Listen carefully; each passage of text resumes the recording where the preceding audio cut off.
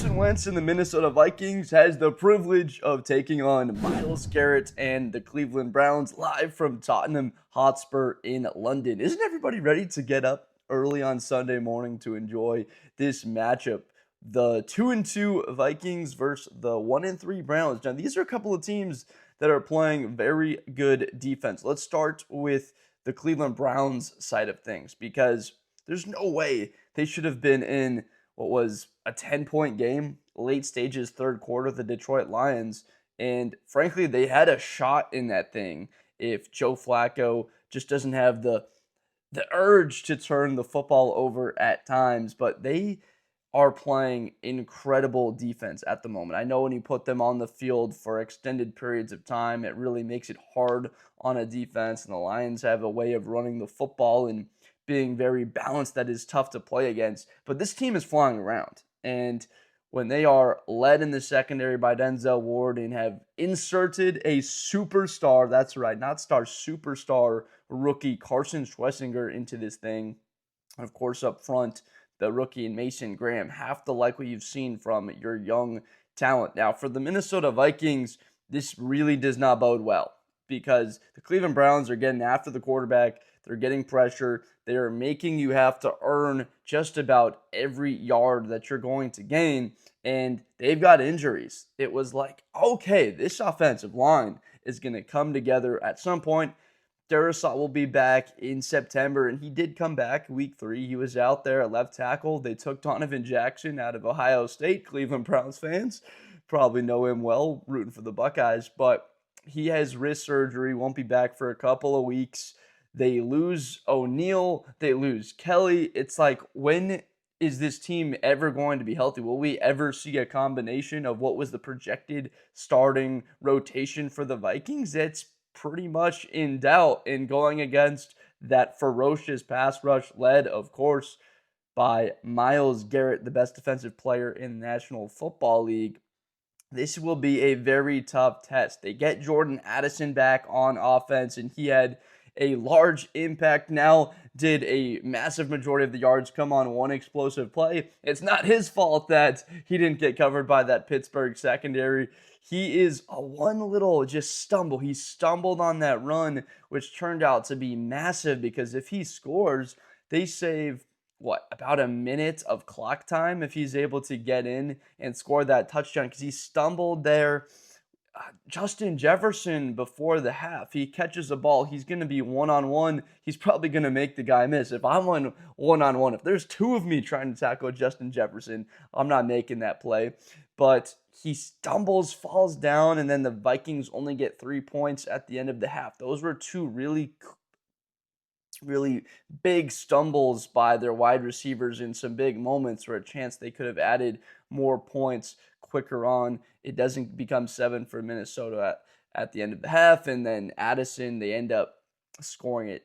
They end up having to do it on a 4th down. It was really tough. They had to face that. But this Minnesota offensive line has struggled throughout the season.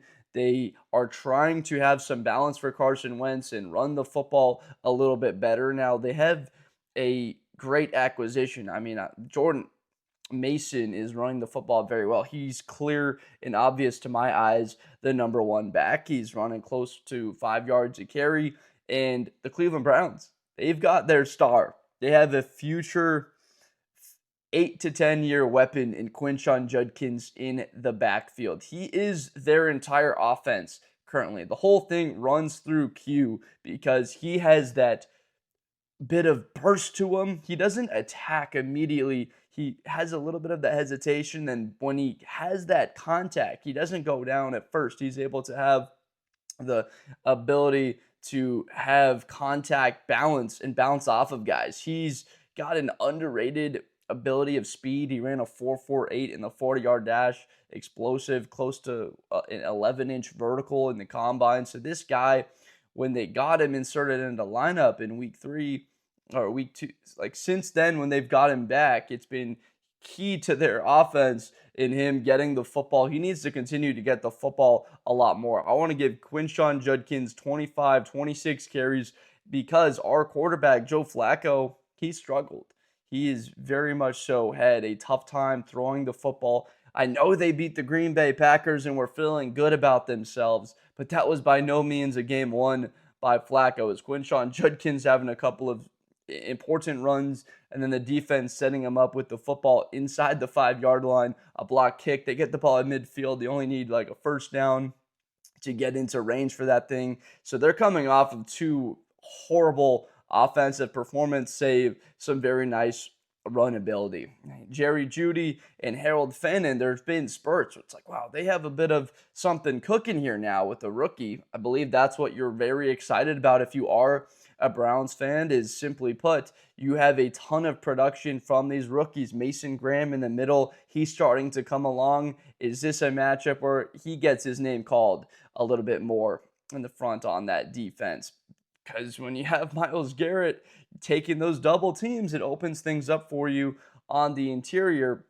Again, the balance, there's an expectation that with Njoku, he can bring along Fannin and he's able to learn from a guy that's been a top 10 tight end for the last number of years. I'm excited for this matchup because there's not really a way you see either team pulling away from each other. There's just not enough offensively to lean on either one of these defenses. These are two teams that is statistically are among some of the best in football. The Browns are, I almost said the Rams. I mean, this team, the Rams used to be in Cleveland, but the Browns are first in the league in yards. The issue for them, though, is they have not been taking the football away. Only 2 takeaways on the season, whereas Joe Flacco is leading the league in picks. And then what does that lead to? Shorter fields for the defense to be out there, time of possession, the offense not able to sustain drives, which has led to them being 24th in the league in points. I think that's a little bit skewed. If their offense was a little bit better, remember, 31st in the league in points, 27th in yards. This is really easily a top 5 to 7 defense in football. There's a lot of evidence pointing towards the talent that they have and how they'll stack up against Minnesota, especially in this one. This could be a 6 to 7 sack day. And then Minnesota, their defense is top 10 easily. They're 7th currently in yards, 9th in points. Again, the issue there, this could be a team that's top 4 if the offense had more consistency against the Atlanta Falcons. I mean, that Falcons team and the way that they struggled in the red zone, that the only reason that was relatively a game in the fourth quarter is because of the stops that they were able to get. They're 23rd in yards as an offense. They're 10th in points, which is a testament to the defense and how well that they have played. But it's third down. Neither of these teams have been successful on third down. Minnesota, 30% conversion on third down. The Browns, 37%. Really, you want to be something in the mid to high 40s. You want to be a team that's successful, that has a shot to win playoff games. You got to be at least something around 43% if you want a shot to get into postseason and be a dangerous team like the Minnesota Vikings believe that they had a season ago, until the offensive line crumbled, until their ability to win on third down crumbled, ability to score in the red zone. They were not able to do it. So Minnesota can get down there. Carson Wentz has shown the ability through the 2 starts that he can lead the Vikings down the field. He's got the weapons, absolutely. We haven't even really been hearing TJ Hawkinson's name called all that much in the earlier part of the season. That team is flush with weapons. It's just when you have a wall, you have your picket fence that has holes in it. It doesn't matter what type of machinery they have. They're going to be able to go through that thing easily. And the Cleveland Browns are working with some of the finest machinery in the NFL. Look, I believe this is going to be a close game, as I mentioned earlier. I was originally leaning with the Vikings. They were coming out as 3.5-point favorites, but the way that the offensive line has struggled early in the season, and they showed fight at the end of that game against Pittsburgh, tried their very hardest to give that game away.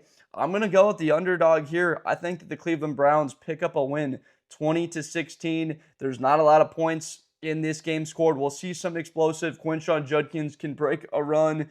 Justin Jefferson and Addison, they'll have their ability to do it. I'm feeling pretty good. I picked up Addison in like the 8th round. Nobody was taking that guy. I was like, he's only out for 3 weeks, people. Once he's back, he was a monster last year. When he's healthy, he's maybe the best number 2 wide receiver in football, Devontae Smith, him, Devontae Adams. Like there's not a whole T. Higgins. He's right up there in that conversation. So he'll have his chances. So what does that mean? Newsome. I remember watching this kid at Northwestern a whole lot. This guy can play now. So he'll have the honor of matching up with Jordan Addison consistently when Justin Jefferson is lined up in man coverage and probably shadowing Justin Jefferson around the field. So Newsome and Addison, that is another really fun and key matchup to watch in this game. Yeah, so I will say the Browns 20-16. I'm curious what you have to say about that one. These are a couple of veteran quarterbacks that have been in the league a long time, that have played in some really big games. I find it very difficult to be confident in either one of them just because of what the offenses have looked like through 4 games. This will be good defense, probably 4 or 5 turnovers committed in this game. Got to see both of these offenses get lined up correctly. No pre-snaps. Curious of what the atmosphere is like across the pond, what the element is of the fans. I frankly can't tell you what that will look like. Maybe we've got some people coming from Scandinavia down there to root on the Minnesota Vikings. That's a possibility. So let me know down below in the comments who you think comes out with the win. Am I going to be wrong? Minnesota clearly is going to have the edge here. Addison, Jefferson back. It doesn't matter what the offensive line looks like. Or do you think Cleveland Browns, that they actually stack up pretty well in this matchup, if they can get Flacco going and keep it on the ground? So please subscribe for more Blitz with Blender content. I make NFL and college content every single day. I appreciate you so much for watching, and I'll see you next time. Thank you. Best player in college football. That Georgia and Ohio State game, New Year's Eve, is going to be a classic. Josh Blunder, hi everybody, I'm Josh Blunder. To the 40, 35, 30, Espinosa to the 20.